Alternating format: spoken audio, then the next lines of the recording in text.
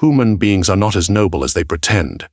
Beneath polite smiles and lofty ideals lies selfishness, deception, and weakness. Today, we will expose the brutal truth about human nature and reveal how understanding it grants you the ultimate advantage in a world ruled by power and cunning. Observe closely, for what I am about to unveil is rarely spoken aloud. Humans are creatures driven not by virtue, but by desire, fear, and ambition. Their kindness is fragile, their loyalty fleeting, and their morality convenient. In this theater of life, only those who see the world without illusions, who grasp the hidden currents of influence and control, can survive and thrive. Prepare to confront the raw, unadorned truths of our nature, and perhaps recognize the power that lies in mastering them. You see them every day, smiling, polite, virtuous. Perhaps they speak of honor, loyalty, or principle. They appear upright, even noble. And yet, can you trust the surface of a man? Can you trust the words of one who has everything to gain by appearing virtuous? History teaches us a cold lesson. The mask of virtue is often the most effective weapon in human interaction. Consider Cesare Borgia, whose cunning shaped the Italian peninsula.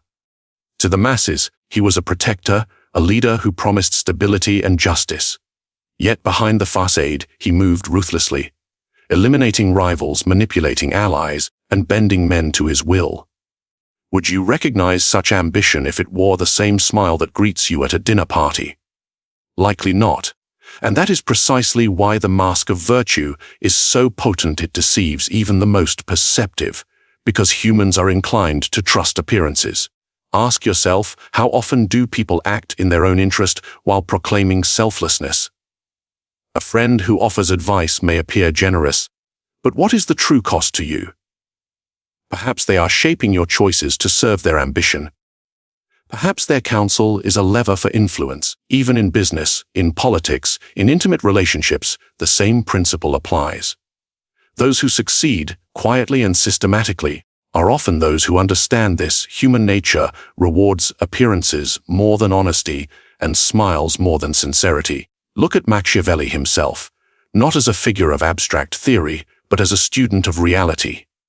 He observed the princes of his time, men who survived not through virtue, but through calculated perception. A ruler who appears merciful when cruelty is needed, compassionate when fear will serve, gains obedience without the risk of revolt. Do you see the pattern? Virtue is often a performance, a tool for survival and domination. And the audience, blinded by expectation, applauds the act without questioning its authenticity. Let us delve into the psychology. Humans crave reassurance. They seek moral cues, signs that the world is predictable, that others can be trusted. This craving makes them vulnerable. A cleverly worn mask exploits this vulnerability. It signals loyalty, honesty, and decency, qualities that promise safety. Yet beneath the mask lies calculation, ambition, and strategy. You may call it deception. I call it mastery of human nature. And mastery, after all, is preferable to naive virtue. Consider Julius Caesar and his manipulations of the Senate. To many, he appeared magnanimous, respectful of tradition, even cautious. Yet behind every measured gesture was a mind orchestrating power, securing loyalty, and neutralizing threats. His virtue was a veneer, a mask worn to command trust, while he consolidated control. Could you recognize such intentions if they were present in your own circle of acquaintances? The truth is, most never do. And this is where the danger lies. You cannot rely on the spoken virtue of men. It is unreliable, even dangerous. The man who preaches honesty may betray without hesitation when opportunity favors him. The colleague who smiles while appearing supportive may be charting your downfall. Every polite word, every flattering gesture may conceal a calculation. To survive and to prosper, you must look beyond the mask, read the intent, measure the benefit. Trust in this light is not given. It is earned and constantly tested. So, how should you act? First, observe carefully. Study the discrepancy between words and action. Note the moments when convenience dictates morality. Track the alignment of promises and outcomes.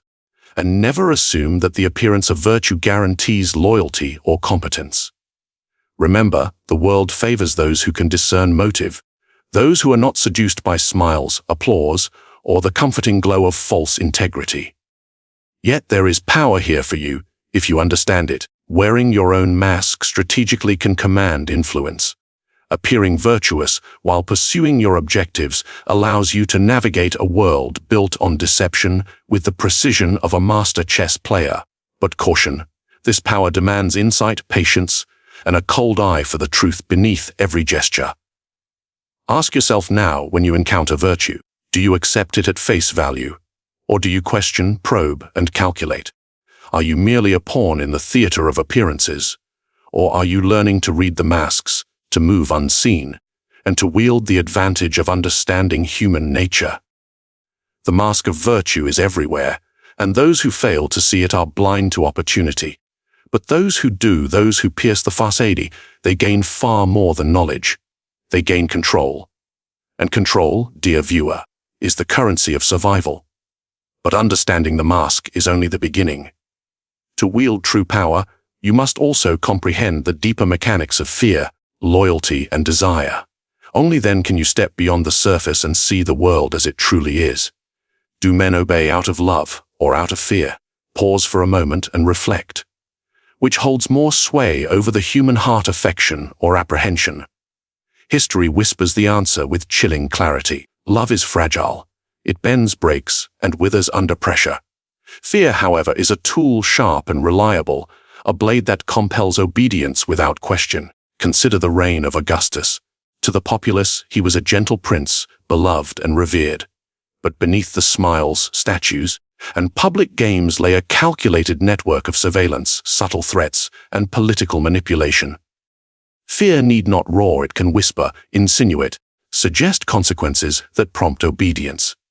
The masses may cheer your kindness, but they will act decisively only when consequences loom. Do you see the principle? Affection is optional. Fear is mandatory for control. Now, look to more recent history. Napoleon Bonaparte, whose victories were as much psychological as they were military. Soldiers followed him not because they adored him, though many did, because they feared the chaos of defeat, the wrath of their commander, and the consequences of disobedience. Fear crystallized loyalty. Love, fleeting as it is, would have failed to maintain the iron discipline needed to conquer nations. And the principle extends beyond the battlefield. Observe your own world, office hierarchies, social structures, even intimate relationships. Those who wield power understand one truth above all else. Affection may inspire, but fear ensures compliance. Your colleague who reluctantly follows instructions is more reliable than the one who offers voluntary support, but is untested. Your subordinates' smiles conceal ambition, their obedience under threat reveals the shape of their loyalty. Ask yourself, why do leaders reward ruthlessness cloaked in fairness? Because humans naturally weigh consequences more heavily than ideals. They will obey the stern hand of authority faster than the gentle persuasion of kindness. Fear is a mirror, reflecting the unspoken law. Those who disregard it invite disorder, betrayal, and chaos. Do you act on this knowledge, or do you ignore the lesson, assuming that goodwill alone can secure your position? Even in alliances, the principle is evident. Machiavelli observed princes who courted the favor of neighboring states through charm and diplomacy, yet their lasting influence rested not on affection, but on the subtle threat of reprisal and the calculated promise of advantage. Allies are loyal not to the heart, but to consequence. Do you recognize this truth in your own dealings? Can you distinguish the difference between admiration and obedience? Yet fear must be wielded with finesse. Excessive terror breeds rebellion, absent caution, it sparks hatred. Observe King Louis XIV, whose absolute power was legendary. He commanded fear, but he balanced it with spectacle, ceremony, and occasional mercy. Fear without skill degenerates into chaos. Skillful fear inspires respect, prompts action, and shapes behavior without provoking revolt. This is the art few understand and fewer master. Psychologically, humans are wired to avoid pain and loss far more than they seek reward. It is the foundation of manipulation. While love can inspire, fear compels. You can watch as men comply reluctantly under threats, calculating the safest path. You can observe hesitation, doubt, and ambition bending before the shadow of consequence. And here lies the power control the fear, and you control the action, and you shape the world itself. Consider your own environment. How often do you see compliance rooted in admiration versus compliance rooted in a fear of reprisal or loss? How many relationships, agreements, or hierarchies are maintained not by affection, but by subtle threat and anticipation of consequence? Recognize it, and you will see the machinery behind the human facade, the quiet levers that guide behavior, unnoticed yet omnipotent. So, what should you take from this? That to command effectively, to navigate the world of ambition and influence, you must understand that fear is the axis of control. It is steady, reliable, and brutally effective. Love may enhance it, soften it, or make it palatable, but it cannot replace it. To neglect the utility of fear is to invite chaos, betrayal, and weakness. But mastery of fear is only part of the puzzle. For every shadow you cast, there are unseen forces, hidden desires, and silent rivalries shaping outcomes beyond your perception. Can you anticipate the moves of those who also understand fear? Can you manipulate the currents of desire and apprehension to your advantage? Deception is not a vice, it is survival. Look around, and you will see it in every corner of human endeavor, in politics, in commerce, in intimacy. Those who survive and thrive are rarely the most honest, but the most perceptive, the most strategic, the most capable of bending reality to their design. Ask yourself, have you ever trusted a man's words without considering the intent behind them? Most fail to see the game until it is too late. Consider the rise of Cleopatra. She was celebrated for her beauty, yet it was cunning, not mere allure, that secured her throne. Julius Caesar and Mark Antony were not swayed solely by charm. They were entangled in a web of calculated appearances, flattery, and controlled revelation. Cleopatra knew that truth is dangerous, revelation is fatal. She offered fragments of reality, enough to inspire trust, but never the whole. She understood that control comes not from honesty, but from the careful management of perception. And you? How often do you reveal your full hand? Do you trust that transparency will serve you? History suggests otherwise.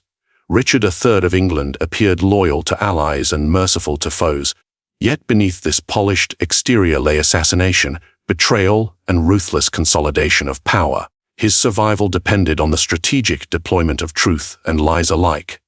To show weakness, to expose your intentions too openly, is to invite exploitation. The psychology is simple yet profound.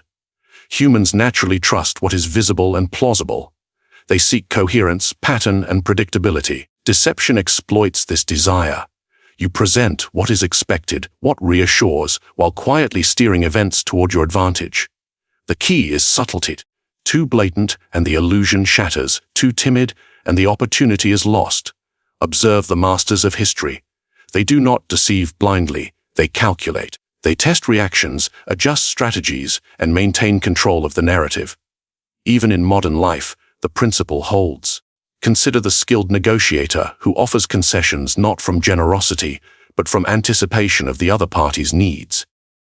Every smile, every promise, every gesture is a carefully calibrated signal designed to elicit a specific response.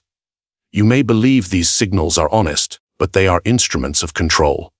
To recognize this is not cynicism, it is clarity. The world rewards the perceptive, punishes the non-V. Deception is a mirror of human desire. It reflects what people wish to see, while concealing what they need not know. Machiavelli observed the princes of Florence using intrigue to manipulate allies, adversaries, and the populace.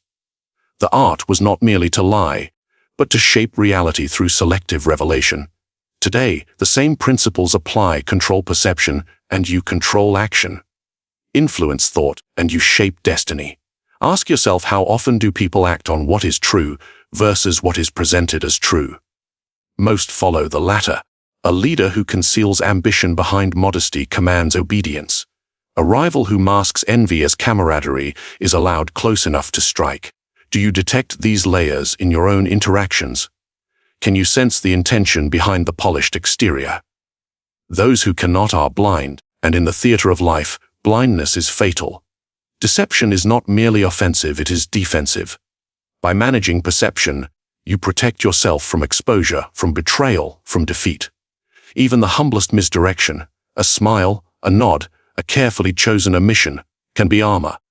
It shields you from those who would exploit honesty. And, when wielded correctly, it allows you to advance without resistance, to achieve objectives without drawing scrutiny. Yet deception is not chaos, it is strategy. Observe Sun Tzu. All warfare is based on deception. Victory favors the mind that can orchestrate appearances, anticipate reactions, and exploit expectation. Life, like war, is a series of encounters where perception outweighs reality.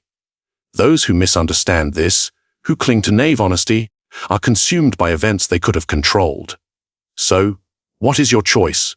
Will you remain transparent to the world, exposing your intentions? Or will you learn to navigate the currents of perception, to conceal while advancing, to manipulate the visible while steering the invisible? The answer is the difference between survival and destruction, between dominance and servitude. But mastery of deception alone is insufficient. For every mask you wear, every truth you bend, there is a deeper current. The forces of loyalty, fear, and ambition, moving unseen beneath the surface. To survive truly, to command, you must learn to read these currents as well. Loyalty, a word that inspires trust, evokes honor, and promises stability. And yet, how often does loyalty endure under pressure? How often does it crumble when self-interest calls louder than principle? Look closely, and you will see the harsh truth: humans are loyal only as long as it serves them.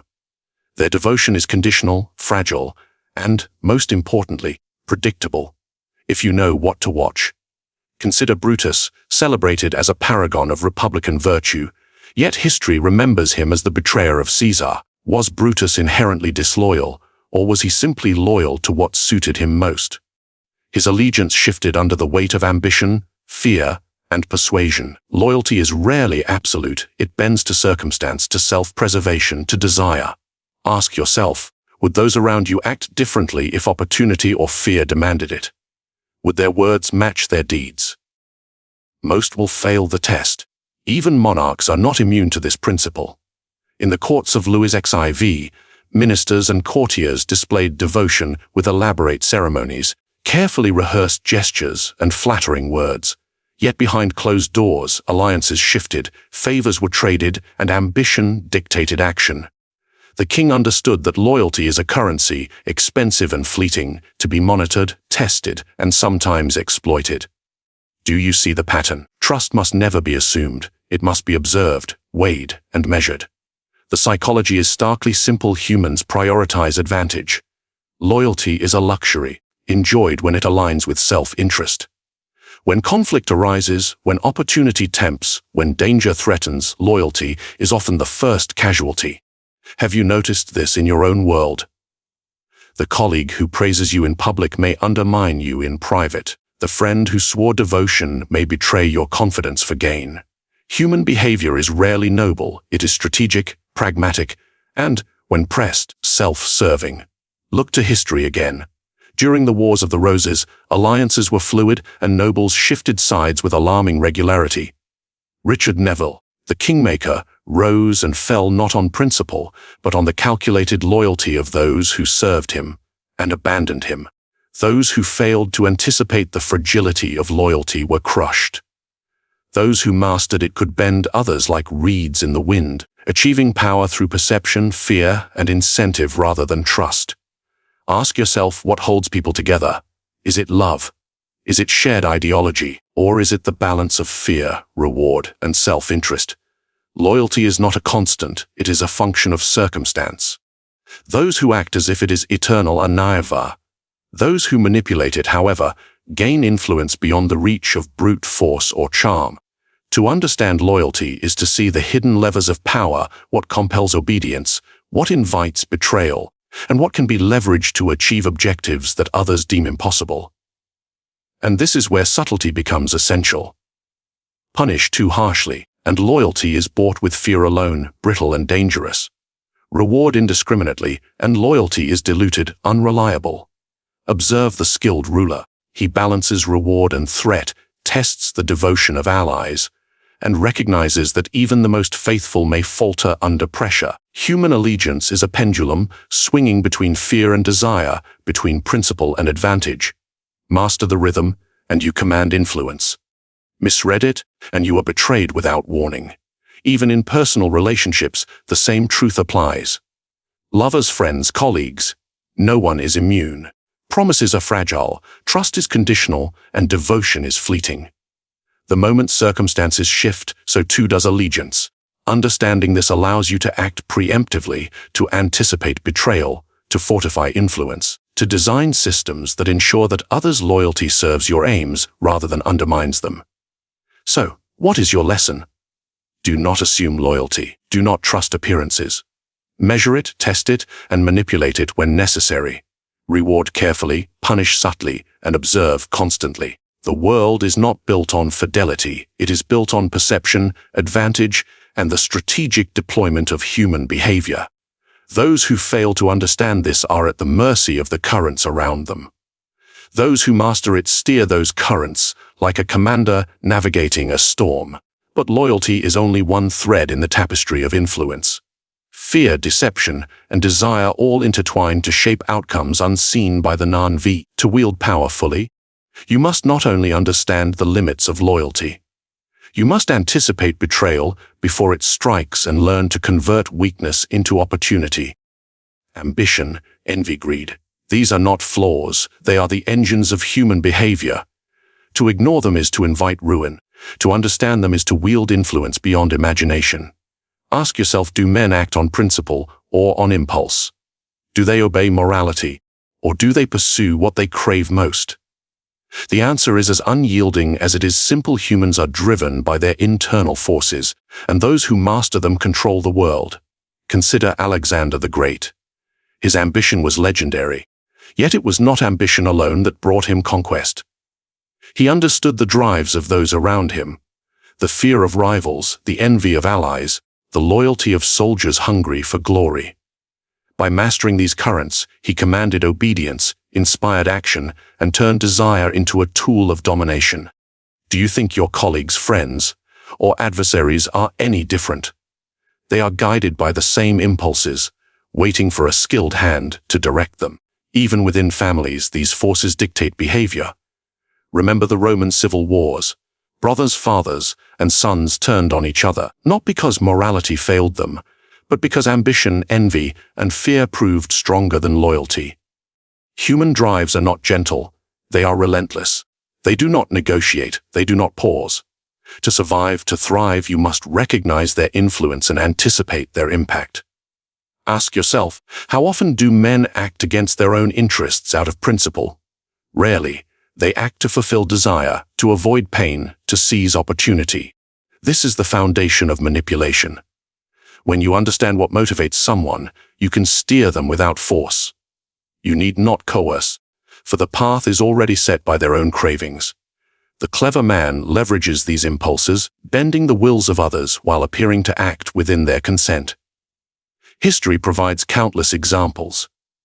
Look at Cardinal Richelieu, who rose to power in France not by virtue, but by exploiting ambition and fear. He understood the desires of kings, nobles, and adversaries alike, and he shaped events to satisfy or manipulate those desires.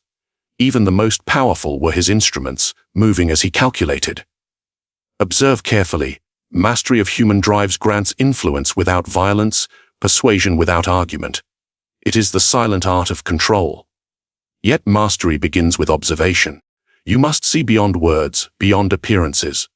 Observe the subtle glances of envy, the fleeting gestures of greed, the cautious steps of ambition. Every man is a web of drives, a network of impulses you can map if you watch closely enough. Those who act blindly, believing in virtue or reason alone, are led into traps by those who understand the machinery of the mind. Even the lowly are shaped by these forces. A worker, a neighbor, a subordinate, each acts on desire and fear.